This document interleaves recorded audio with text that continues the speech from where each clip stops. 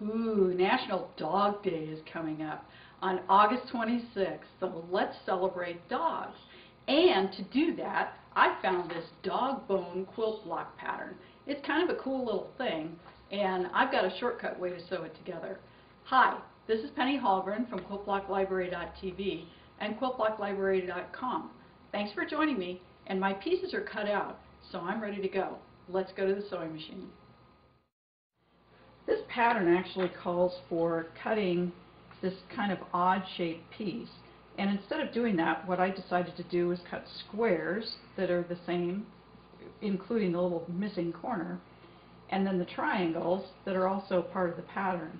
And then what I'm going to do is just sew them into the corners of each one of these squares, and that way I can sew my 1/4 inch seam allowance, fold it over, and have the right shape that I need in order to fit into the block.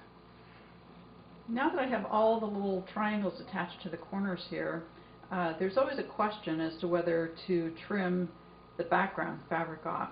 And what I find is that because my triangles are never perfect, you may be able to see a little bit of extra background fabric there. What I do is leave it on and use the background fabric to as a guide for sewing the patches together.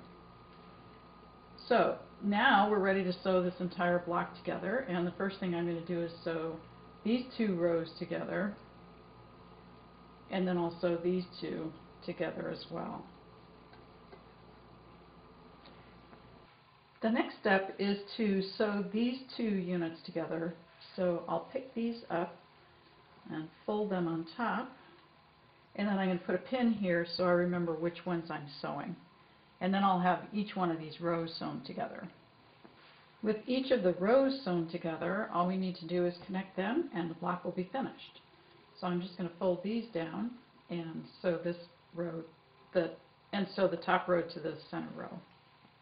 The top 2 rows are sewn together, and now I'm going to sew the bottom 2 rows together, and my final seam will be through the center. And finally, the last seam. I'm just going to fold this down and we'll stitch through the center. Our dog bone quilt block is all finished and ready for a wall hanging or a quilt, maybe even a quilt for your dog. If you missed National Dog Day on August 26th and noticed that your dog was a little bit mopey, well, now you probably know what the reason is, because he didn't get his special treat from you in honor of his special day. Thanks for joining me. This is Penny Hallgren from QuiltBlockLibrary.com and QuiltBlockLibrary.tv. If you're not already there, head on over to QuiltBlockLibrary.com and get your free download of this pattern. Until next time, peaceful piecing.